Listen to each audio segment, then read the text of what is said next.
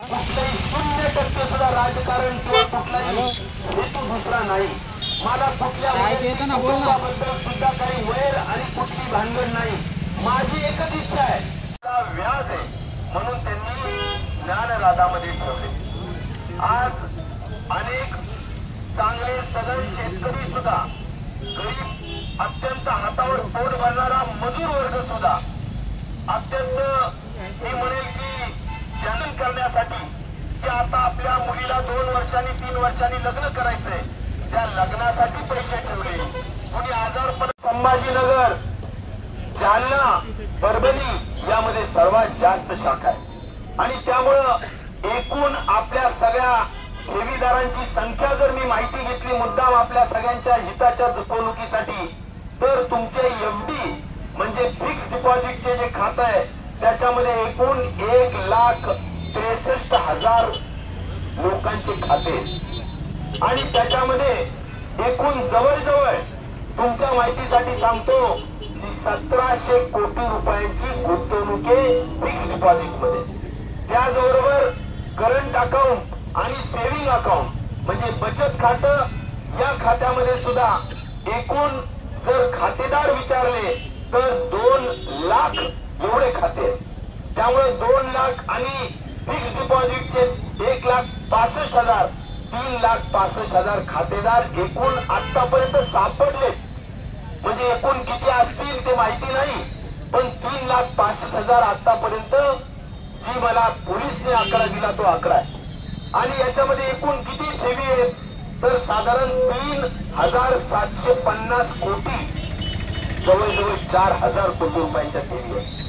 आता मित्रांनो, यांनी काही तुम्हाला कर्ज दिलं नाही, पण हे सगळे पैसे त्यांनी त्यांच्या वेगवेगळ्या कंपनीमध्ये टाकून गुंतवणूक केली। काही खोट्या कंपन्या केल्या, त्याला आपण इंग्लिश मध्ये शेल कंपन्या करतो, खोट्या कंपन्या। या कंपनीच्या माध्यमातून पैसे वेगवेगळ्या उद्योग, व्यापार आणि तुमच्या जमिनी खरेदी या सगळ्या गोष्टींसाठी वापरले आणि त्यात आज मोठ्या पद्धतीने नुकसानी होत आहेत आणि या नुकसानी झाल्यामुळे आज तुमचे वापरलेले पैसे तुम्हाला ते परत देऊ शकत नाहीये, ती परिस्थिती त्यांच्यावर आली। कुठल्याही परिस्थितीत निमंत्रणे खाल्ल्याशिवाय खरं मानायचं नाही, या उक्तीला खऱ्या अर्थाने जागण्याचं काम। हे पैसे मिळत नाहीयेत। मी खूप वाट बघितली आणि त्याच्यानंतर विधानसभेत सुद्धा पूर्ण 288 आमदारापैकी पहिला आमदार होतो की माझ्या मतदार या भागातली, त्यासाठी मोठ्या पद्धतीने मंत्र्यांना उत्तर द्यायला भाग पाडलं। पण सध्याचं सरकार त्यांनी सरळ हात वर करून सांगितलं की हे केंद्र सरकारची नोंदणी झालेली संस्था आहे आणि आमची राज्य सरकारचा याच्यामध्ये काही संबंध नाही। आपल्याला सगळ्यांना सांगितलं पाहिजे की या सगळ्यांचा परिणाम आज अनेक लोक मानसिक दृष्टिकोनातून खचून गेलेत, मानसिक आजाराने त्या ठिकाणी ग्रस्त झालेत। आणि एवढंच नाही, एवढं टेन्शन आहे कारण मी लोकांना, गरिबांना, महिलांना सगळ्यांना भेटल्यानंतर मी मनावर घेतलं की अरे आता हे मी लोकांच्या कुणाच्या त्या ठिकाणी शिक्षणाचे प्रश्न आहेत, आरोग्याचे प्रश्न आहेत, लग्नाचे प्रश्न आहेत, घर बांधणीचे प्रश्न आहेत, वेगवेगळ्या नियोजनासाठी पैसे गुंतवलेले आहेत आणि या लोकांनी एकूण 4,000 कोटींच्या ठेवी ज्या गोळा केल्या त्यातले 2% सुद्धा कर्ज वाटप केलेलं नाही। सगळे पैसे स्वतःच्या वेगवेगळ्या व्यापारासाठी, बिझनेससाठी वापरलेत आणि मला या ठिकाणी सांगायचं की यावर कुणाचंही लक्ष नाही, यावर नियंत्रण असायला पाहिजे की नाही। आपण एवढ्या मोठ्या पद्धतीनं हजारोंच्या कंपनीने मल्टी स्टेट कोऑपरेटिव्ह सोसायट्या, क्रेडिट सोसायट्या रजिस्टर करता, त्याच्यावर मॉनिटरिंग कोण करणार, त्यावर नियंत्रण कोण करणार? लोकांचे हार्डली अर्न मनी लोक विश्वासाने केंद्राची संस्था आहे बाबा त्यात ठेवतायत आणि त्यामध्ये आज अशा पद्धतीनं त्यांची फसवणूक होतीये। मला वाटतं की पुढच्याला ठेच मागचा सावध या पद्धतीनं ज्ञानराधाचा बोध घेऊन इथून पुढच्या अशा काही ज्या काही चालू असतील त्याच्यावर मॉनिटरिंग करण्याचं कामही केलं पाहिजे। मी आज जालना कलेक्टरला हे सांगितलं की प्रत्येक कलेक्टर ऑफिसमध्ये एक स्वतंत्र अशा पद्धतीची विंग तयार केली पाहिजे, कायद्यात तशी आहे ती त्वरेने तयार करावी हे सांगितलं। आम्ही निवेदन दिलंय कलेक्टरला एक आणि 6 लोकांना दिलंय, माननीय अमित शहाजींना ती दिलंय। आम्ही सहकार मंत्री राज्यमंत्री श्री मुरलीधर मोहोळ यांना दिलंय. मी स्वतः फोनवर त्यांना प्रत्यक्ष बोललो की याची बैठक लावा आणि याच्या बाबतीत त्वरेने कारवाई करा. त्यांनाही मी निवेदन दिलंय. जे central registrar cooperative new Delhi आहेत, ज्यांनी ही संस्था रजिस्टर केली, त्यांनाही निवेदन दिलं.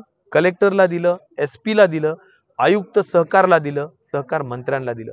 7 निवेदन जेवढे लोक आले होते त्या सगळ्यांनी सह्या करून त्या ठिकाणी दिलेले आहेत.